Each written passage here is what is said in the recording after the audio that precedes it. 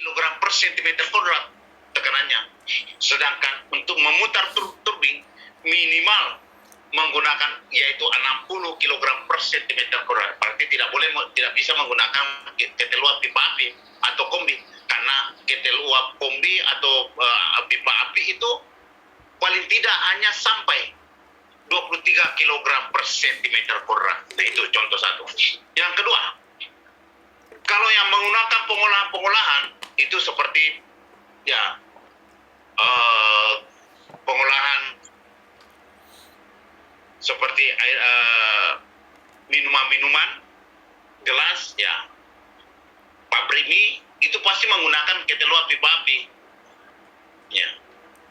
Pabrik gula menggunakan ketel uap pipa air, ya, karena tekanannya ya dia mencapai harus 20 standarnya dan harus menggunakan dengan power yang besar. Nah, itu. Jadi pabrik gula ya seperti pabrik triplex itu menggunakan kombi, ya. Pabrik-pabrik minuman ya menggunakan ketel uap pipa api, ya. Ada menggunakan juga pipa air, tapi pipa air yang kecil, ya. Contohnya, kalau kita butuhkan suatu perusahaan membutuhkan suatu tekanan dan panas yang lebih besar, maka harus menggunakan ketel uap pipa air. Kalau hanya membutuhkan dengan tekanan kecil, ya cukup menggunakan ketel uap pipa api, ya. Karena ketel uap pipa api ya simpel juga bisa kita gunakan. Itu contoh-contoh yang digunakan oleh ketel uap pipa api dan pipa air. Jadi bila mana membutuhkan suatu uap kecil, ya cukup menggunakan ketel uap pipa api saja. Kalau besar ya harus menggunakan ketel uap pipa air. Contoh umpamanya seperti PLTU itu memerlukan dan pelayanannya harus besar. Itu untuk jawaban dari Pak Muhammad tadi. Nah.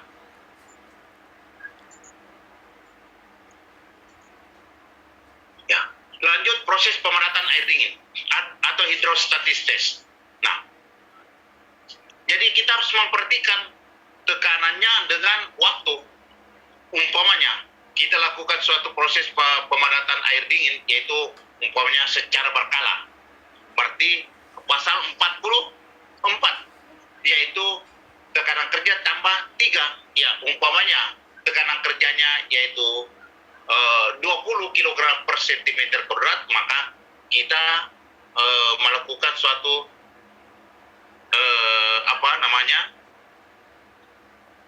pemanasan dengan 20 tambah 3 yaitu 23. Nah, sesuai dengan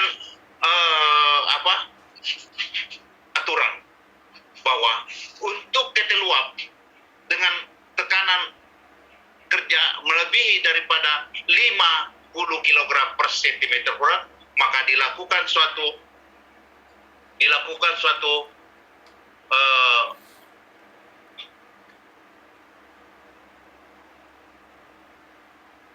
pemanasan secara bertahap, yaitu 10, 20, 30, 40, 50, 60 dan untuk ketel uap dengan tekanan 20 kg per sentimeter kuadrat boleh 2 kali, boleh 3 kali kita lakukan. Di sini saya memperlihatkan 3 kali untuk melakukan suatu ini ada lagi Pak Muhammad, ya, mohon maaf ya. Ya, pesawat uap yang bermacam-macam menjadi pertanyaan saya. Mungkin Bapak bisa memberikan contoh ini tadi ya. Oke. Nah. Jadi boleh 2 kali, boleh 3 kali. Di sini saya memperlihatkan 3 kali, yaitu 7, ya tahap pertama 7, tahap kedua 14, tahap ketiga adalah 20 kg per sentimeter kuadrat. Terakhir adalah hidrostatis testnya. Nah, kita mulai memompa tadi. Setelah kita misi air, kita mulai pompa, naikkan tekanannya dari 0 ke 7, diusahakan antara 10 sampai 15 menit. Jangan terlalu cepat.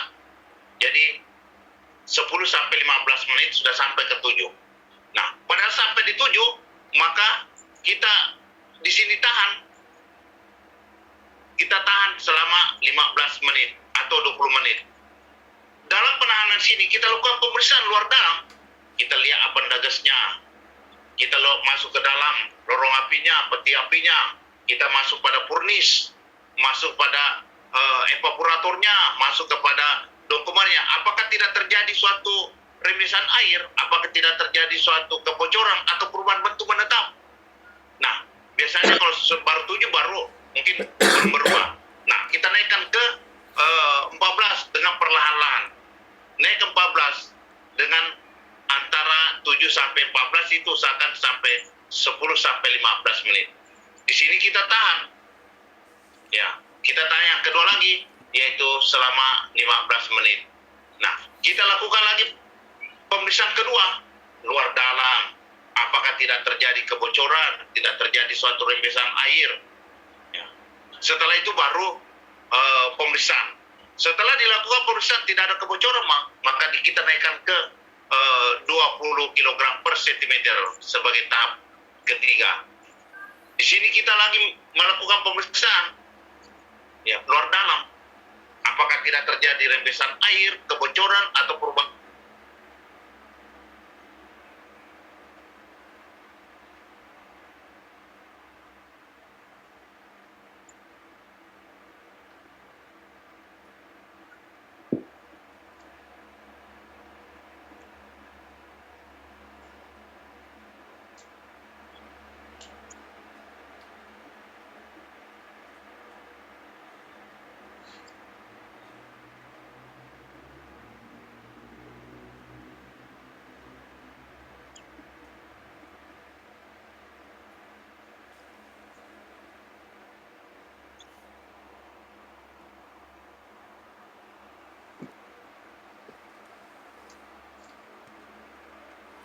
Penyetelan pada kedua safety valve ini harus kita berdasarkan dengan MBIC. Suatu safety valve dilakukan suatu penyetelan, maka sesuai dengan aturan MBIC bahwa penyetelan suatu safety valve bila mana tekanan kerjanya kurang daripada 5 MPa, ya kalau kita konversi ke bar ya sekitar 50, ya. Kalau kita konversi ke kilogram per sentimeter kuadrat yaitu bisa ya sekitar 51 kilogram per sentimeter kuadrat. Maka bila mana tekanan kerjanya sekitar 50 kilogram per sentimeter kuadrat, maka tekanan kerjanya ditambah setengah kilogram per sentimeter kuadrat.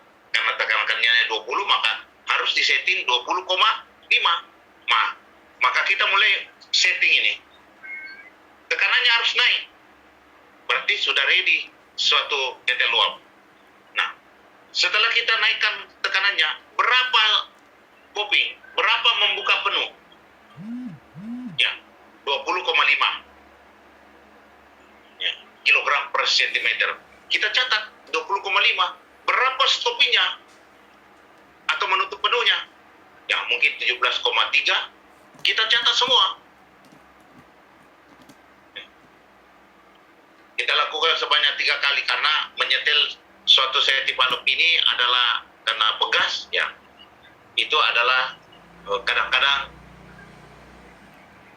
lebih atau kurang daripada tekanan yang diperbolehkan. Berarti kita setel 20,5. Berapa stoppingnya? 17,3 umpamanya. Kita lakukan sebanyak 3 kali. Lantas berapa tinggi cincinnya? Ya, yang dimaksud di sini tinggi cincin ini ujungnya sampai sini, ya. Ini adalah sampai lehernya, ujung sampai lehernya. Nah, itu gunanya jangan sampai ada melakukan suatu perubahan. Nah, berapa tinggi cincin ini? Ya. Mungkin 6,9 cm atau 69 mm, ya, itu kita harus catat. Ya. Berarti safety valve pertama selesai. Maka trekel yang ada tadi safety valve kedua dan kita trekel ini supaya tidak bekerja. Ya, setelah kita lakukan sebelum kita lakukan penyetelan safety valve pertama harus ditrekel. Maka setelah safety valve pertama yang selesai, maka trekel yang ada di safety valve kedua kita pindahkan ke safety valve pertama. Berarti safety valve kedua akan disetting kembali lagi. Kalau tadi pertama disetting 20,5, di setel 20, berarti ini 21,0. Ditambah setengah tadi daripada safety valve karena ini merupakan cadangan. Tidak boleh sama, karena kapan sama maka otomatis terjadi penurunan tekanan secara tiba-tiba karena semua membuka. Jadi kita mulai lagi naikkan tekanannya. Berapa pupinya? Ya 21,0. Kita lakukan stay sampai 21,0. Berapa stopinya? Atau menutup kembali? Ya mungkin 18,6. Kita catat semua 18,6. Ya. Terus kita lakukan sebanyak 3 kali. Setelah itu 3 kali kita ukur cincinnya tadi, ya ukur berapa tinggi cincinnya tadi ini safety valve kedua, itu umpamanya 5,6 cm itu kita catat. Setelah itu baru kita buat berita acara. Apa yang kita lakukan itu catat dalam berita acara tersebut dan nanti akan masukkan kepada akte izinnya. Ya. Safety valve pertama disetting pada 20,5 dan buka penuh pada 20,5, menutup pada 17,3, tinggi cincin 6,9 cm dan kita lakukan sebanyak 3 kali. Itu pertama. Yang kedua safety valve kita setting pada 21,0, ya menutup pada 18,6, ya dilakukan sebanyak 3 kali. Tinggi cincin palnya 5,6 cm. Nah, kedua safety valve ini kita segel. Nah, kita segel supaya tidak ada yang merubahnya. Kalau akan merubah ke bawah, saya kira tidak ada masalah. Tapi kalau merubah ke atas itu berbahaya karena kita sudah pada maksimal. Kadang-kadang mungkin ada perusahaan menginginkan umpamanya 23, tapi karena melihat kondisi daripada visual hidrostatistisnya, maka kita berikan umpamanya 20. Nah, mungkin kalau 20 mungkin tidak cukup produksinya atau apa, tapi tidak boleh, harus karena sesuai dengan pengamatan kita bahwa ini bisa kalau 23 itu bisa membahayakan dan bisa terjadi suatu peledakan. Nah, ini. Setelah kita segel, kita buat berita acara, baru kita coba kembali. Ini adalah uap kami sendiri yang memotretnya. Ini uap sekitar 415 derajat Celcius. Ya. Ini adalah alat pengaman tadi atau penagas ya untuk boiler, bejana uap dan bejana tekan. Ini kita bisa melihat bahwa daftar ini bisa kita lihat bahwa kalau template sebagai identitas suatu pesawat uap, ketel uap, bejana tekan. Manometer kita bisa melihat bahwa bagaimana besar kecilnya tekanan dalam drum tersebut. Nah, ada water glassnya, melihat tinggi air ya. Kalau umpamanya boiler ada, bejana uap belum tentu ya. Apalagi bejana tekan tidak ada, ya melihat besar tingginya karena ya safety valve untuk mengamankan kelebihan daripada tekanan maksimum daripada tekanan yang telah diisikan. Keran induk ya untuk mengalirkan produksi uap tersebut ke bagian produksi. Ya. Brudong untuk membuang endapan air atau kotoran-kotoran air sebelum menjadi skill atau kerak. Ya. Uang pemeriksa atau yang kecil itu end-hole-nya untuk melihat kondisi daripada bagian dalam luar.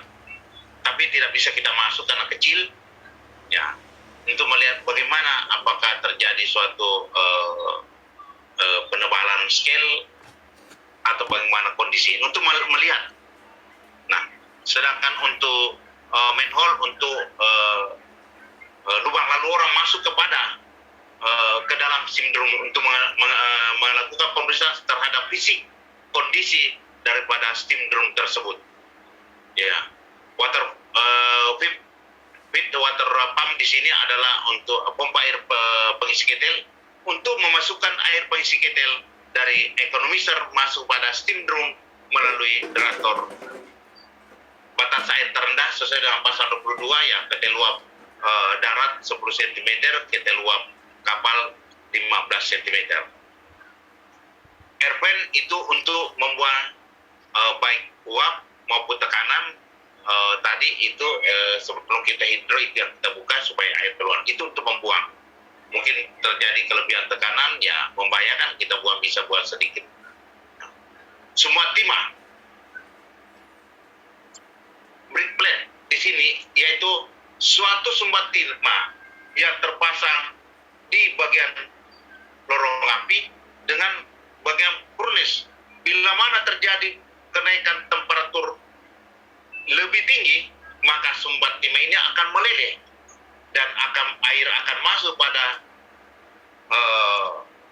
lorong api dan mematikan burner atau masuk kepada, kalau ketel uap pipa air masuk kepada furnace dan mematikan daripada air tersebut. Ini untuk sumbat. Kaca intai yang ada di belakang daripada ketel uap pipa api itu untuk melihat bagaimana pembakaran yang ada, karena pembakaran tidak boleh terlalu banyak udara atau kurang udara atau proses tidak terjadi suatu keseimbangan. Kerusakan suatu ketel uap pada umumnya itu terjadi kerubuhan kaustiknya, mungkin karena ada korosi, rata-rata halus. Korosi karena mungkin penggunaan air pengisi ketelnya kurang bagus. Ya, rata-rata halus mungkin karena sering terjadi suatu kelebihan temperatur atau karena pekerjaan kurang bagus,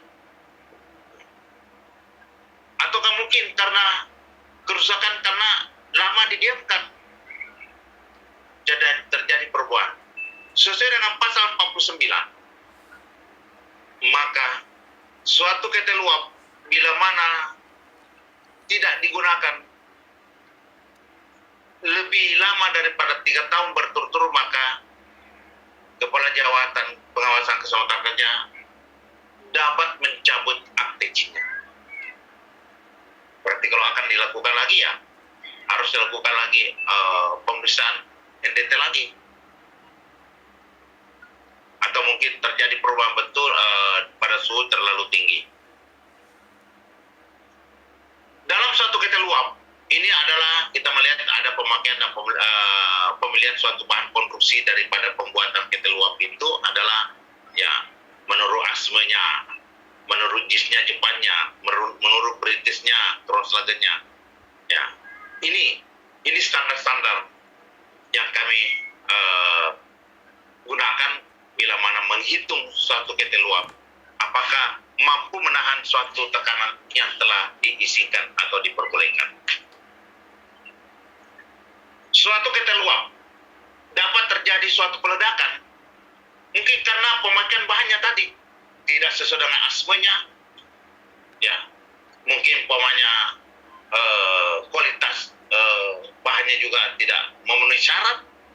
Nah, makanya harus kita lihat bahwa kalau seperti asma, standar asmenya, ketel uap harus kita melihat ya bahan apa digunakan.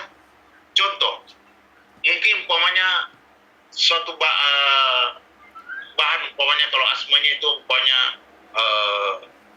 pemakaiannya ya bahan 70 grade 516 grade 70, kita harus lihat bahwa bahan 516 grade 70 berapa kekuatannya, berapa tegangan-tegangannya. Harus kita melihat ini dari pemakaian bahan. Baru dilakukan suatu perencanaan. Desainnya. Apakah desainnya juga makanya di dalam pasal Undang-Undang UAP 1930 bahwa barang siapa merencanakan penggunaan suatu ketel uap yang akan digunakan di Indonesia, maka harus mengajukan permohonan pengesahan gambarnya dulu. Ya, pengusahaan gambarnya dulu. Supaya kita tahu apakah betul-betul sesuai dengan desain bahan yang digunakan dengan tekanan yang akan dipergunakan. Terjadi juga peledakan mungkin karena pemeriksaan tidak lengkap. Ya, tidak dilakukan di visual tapi hanya lihat saja, tidak mengetahui apa penyebabnya. Di hidro juga tidak, di steam test juga tidak. Ini bisa terjadi. Jadi dalam pemeriksaan tadi harus secara lengkap seperti apa yang kami tadi sampaikan. Bisa terjadi ledakan karena pembakaran. Mungkin dalam pembakaran itu tidak terjadi suatu keseimbangan, yaitu segitiga apinya, terlalu banyak udaranya atau kurang udaranya. Ini bisa terjadi ledakan. Terlalu banyak udara atau kurang udaranya. Ini terjadi suatu ledakan. Apalagi dengan air pengisi ketelnya. Bisa terjadi kalau kurang, airnya bisa meledak. Mungkin makanya di dalam pasal 27 Undang-Undang UAP 1930 bahwa seorang yang meladeni atau mengoperasikan suatu pesawat uap, dalam hal ini adalah operator pesawat uap, ya, akan dihukum 1 bulan lamanya bila mana operator tersebut tidak ada di tempat pada saat ketel uap yang sedang beroperasi atau bekerja. Nah, ini bahayanya. Kita harus melihat, karena bila mana kurang airnya, maka mungkin karena tidak berfungsi atau trouble dari flow switch dengan pompa, maka operator segera menjalankan pompa secara manual. Nah, ini air pengisi ketel kita harus jaga, karena ketel uap air itu harus kita jaga betul. Kurang airnya meledak. Kecuali kalau ketel uap listrik, kurang airnya akan turun. Cuma ya jangan terlalu besar tekanannya lagi, itu bahaya kena.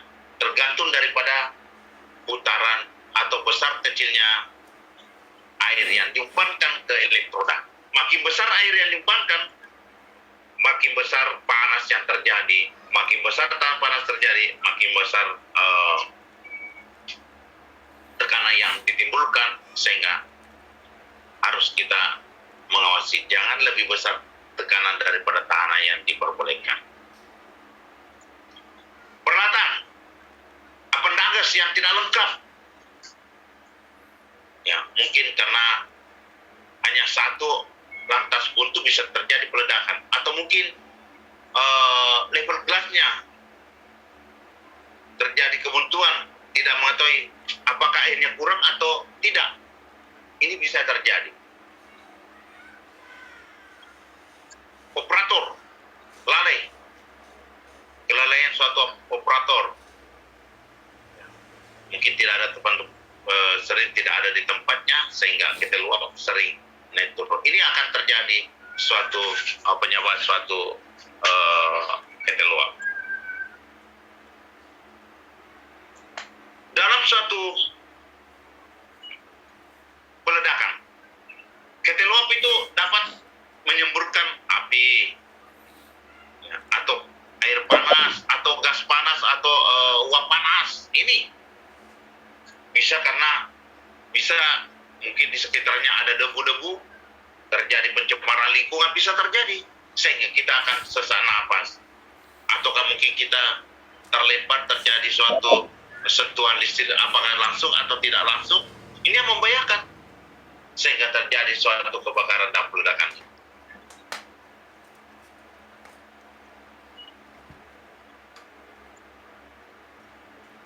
Ini adalah suatu ketel uap yang sering kekurangan air, maka akan terjadi terjadi ledakan-ledakan kecil. Ya, ini ledakan kecil sehingga dapat membahayakan, karena kapan kurang airnya maka panas 320 itu pipa akan membara sehingga terjadi suatu pelemahan. Tadi pemeriksaan pertama berkala dan khusus inilah bahwa sesudah instruksi Kepala Jawatan Pengawasan Keselamatan Kerja, yaitu PT Luap yang berumur 35 dan 65 tahun, atau mungkin karena PT Luap ini bodong atau tanpa identitas, itu harus dilakukan dua pemeriksaan. Bagaimana yang detailnya, karena tidak ada, ini khusus namanya, atau mungkin karena pernah tenggelam atau apa. Dalam suatu PT Luap itu bisa terjadi suatu mutasi, pemindahan. Kalau PT Luap mengalami pemindahan, maka tidak boleh diganti akte izinnya. Ingat Bapak Ibu, kalau ada Bapak Ibu memiliki suatu PT Luap, terus mempunyai akte izin, ada petugas akan mengganti itu, jangan. Karena di PT Luap itu di akte izin tersebut, disitulah riwayat rekor suatu PT Luap tersebut. Mulai dari awal dibeli. Apakah umpamanya contoh? Kalau PT Luap Bapak Ibu baru dibeli di Jakarta, maka akte izinnya terbit di Jakarta. Setelah kita mutasi ke Surabaya umpamanya, berarti akte izin yang terbit di Jakarta itu ikut ke Surabaya. Nanti di Surabaya baru dibuat suatu surat keterangan mutasi dari pabrik A ke pabrik B, pemilik A ke pemilik B, ya, dari daerah A ke daerah B, jalan apa semua, tekanannya berapa. Nah itu baru, begitu pun juga kalau dijual, pokoknya dijual ke Makassar atau apa, itu aktenya nanti Makassar baru mutas. Kenapa tidak dilarang? Karena seumpamanya di Jakarta tadi dibeli dan terbit akte izinnya, tapi perawatannya bagus, airnya juga bagus, dipindah ke Surabaya, tapi mungkin Surabaya perawatannya juga kurang bagus, air juga digunakan. Nah, mungkin pernah terjadi suatu penggantian pipanya atau diturunkan tekanannya. Nah, itulah dasar akan kita ikuti terus-menerus dan tidak boleh dihindarkan. Kalau sudah diturunkan tekanannya, tidak boleh dihindarkan. Nah, tidak boleh. Walaupun di dokumennya, seumpamanya dokumennya 20 kg per cm kuadrat dipergunakan di Jakarta, tapi karena di Surabaya dilakukan penurunan tekanannya karena mengalami bahwa perawatannya kurang bagus, air kurang bagus, terjadi penipisan, maka mungkin diturunkan 16. Nah, itulah yang dasar kita harus ikuti terus-menerus supaya tidak terjadi suatu peledakan. Tapi kalau diganti, maka di mana kita mau tahu riwayat daripada suatu PT Luap tersebut? Suatu PT Luap terjadi kerusakan itu ya